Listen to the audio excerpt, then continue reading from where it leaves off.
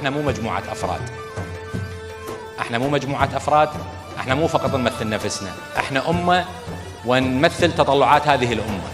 تذكروا أنتم أمة وعدكم قضية وعدكم هدف، وإن شاء الله الخير والبركة بكم.